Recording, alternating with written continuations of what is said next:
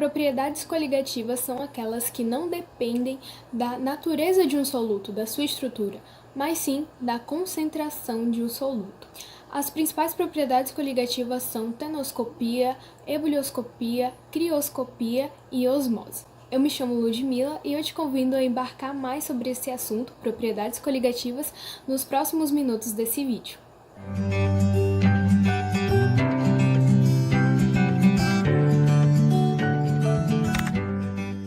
Olá, eu me chamo Marcela e vou falar um pouco a respeito da tonoscopia.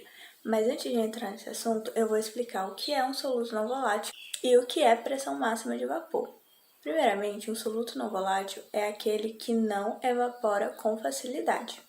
E a pressão máxima de vapor é quando a pressão máxima do vapor em relação a um líquido. Vou dar um exemplo para ser mais claro. Ao líquido e ao vapor.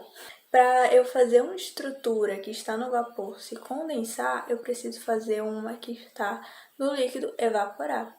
E com isso vai haver um equilíbrio entre essas duas. E é esse equilíbrio que chamamos de pressão máxima de vapor. Agora indo para a tonoscopia é o abaixamento da pressão de um solvente quando adicionamos um soluto não volátil. Ou seja, vamos abaixar a pressão de vapor de um solvente quando adicionamos um soluto não volátil. Eu vou dar outro exemplo.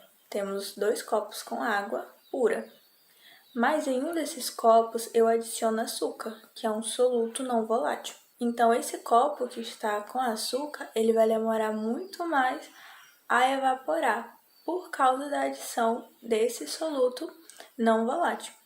Agora fiquem com a experiência da tonoscopia.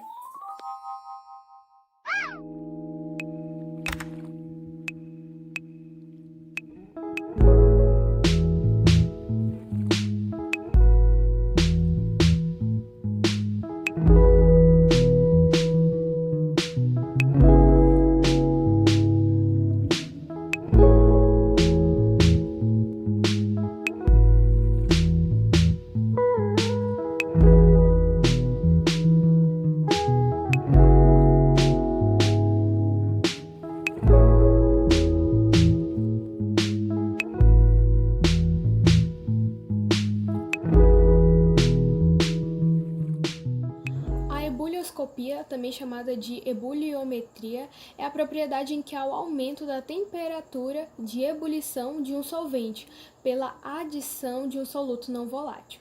Temos como exemplo quando fazemos ao café, que ao adicionarmos água numa panela e levá-la ao fogo, ela começa a ferver. E logo que ela começa a ferver e adicionamos o pó do café, ela rapidamente para de ferver. Mas por quê? Porque geramos a propriedade da ebulioscopia. E para melhor esclarecimento dessa propriedade, fique a seguir com o experimento. Olá, meu nome é Esther, sou aluna do IFMA de São José de Ribamar, do 2º ano do curso de administração. Para fazer esse experimento, nós vamos precisar de 2 recipientes contendo a mesma quantidade de água. Esses 2 aqui contêm 200 ml de água e em um deles eu irei acrescentar o sal de cozinha. Eu vou acrescentar 2 colheres de sal de cozinha e misturar. E para realmente acontecer a ebulioscopia, nós vamos precisar esquentar as duas. E já estamos aqui no fogão e agora eu irei pôr a água, os 200 ml de água comum para ferver, sem o sal, Iniciar o cronômetro. Como vocês podem perceber, a água já está fervendo. E esse foi o tempo que levou para ela ferver. E agora eu já estou em outro recipiente, esse contém água com sal. E agora eu vou botar ele para ferver. E vou começar a cronometrar. E agora, como vocês podem ver, a água com sal demorou mais tempo para ferver do que a água comum. Como vocês devem ter percebido, a água com sal demorou mais tempo para ferver do que a água comum. E isso aconteceu porque ocorreu o efeito ebulioscópico, no qual é aumentado o ponto de ebulição de um solvente quando adicionamos um soluto não volátil. É como se as partículas de soluto segurassem as partículas do solvente, dificultando a sua passagem para o estado gasoso. Espero que vocês tenham entendido. Esse foi o experimento sobre ebulioscopia. A crioscopia, que também é conhecida como criometria, É uma propriedade coligativa que estuda o abaixamento da temperatura de fusão de um solvente quando a ele é adicionado um soluto não volátil. Assim como nas outras propriedades coligativas, o que determina diretamente a variação de temperatura é a quantidade de espécies que foram dissolvidas e não tem nada a ver com a natureza dessas espécies. Como exemplo de criometria, nós temos o nível do mar. Por exemplo, a água pura a nível do mar é de 0 graus Celsius. Esse é o seu ponto de fusão. Só que se nessa água for adicionada sal, a tendência é que essa água ela tenha uma diminuição nos valores e aí de temperatura e aí fiquem abaixo de 0 graus Celsius. E a criometria também explica quando em Países Baixos o inverno ele é muito rigoroso, normalmente, na verdade, é muito comum ver pessoas jogando sal nas estradas para que essa neve ela derreta mais rápido.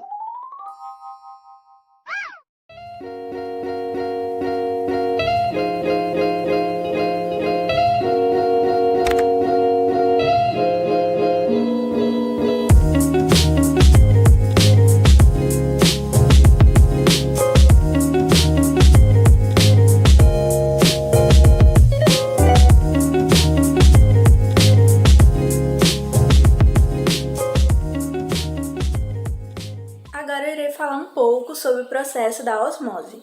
Na osmose ocorre a passagem do solvente do meio menos concentrado para o mais concentrado. Por exemplo, temos uma bacia com água e nessa bacia colocamos alface. O meio menos concentrado é a água, então, consequentemente, o alface ele vai ficar mais hidratado, porque a água vai passar para a alface. No entanto, se nós colocarmos sal nessa água, a água com sal vai ficar mais concentrada e com o tempo o alface ele vai desidratar, ele vai ficar murcho, seco, porque na osmose ocorre essa passagem do solvente do meio menos concentrado para o mais concentrado. E agora fiquem com mais uma experiência. E agora para o segundo experimento de osmoscopia, nós iremos precisar também de 2 recipientes com água. Estes aqui contêm 500 ml de água cada um, 2 folhas de alface e sal. E agora neste primeiro recipiente eu irei colocar exatas 2 colheres de sal, mais ou menos. E agora vamos mexer até o sal se dissolver na água. E enquanto o sal está se dissolvendo aqui, eu irei botar uma das folhas de alface aqui dentro do recipiente. Irei colocar a segunda folha de alface.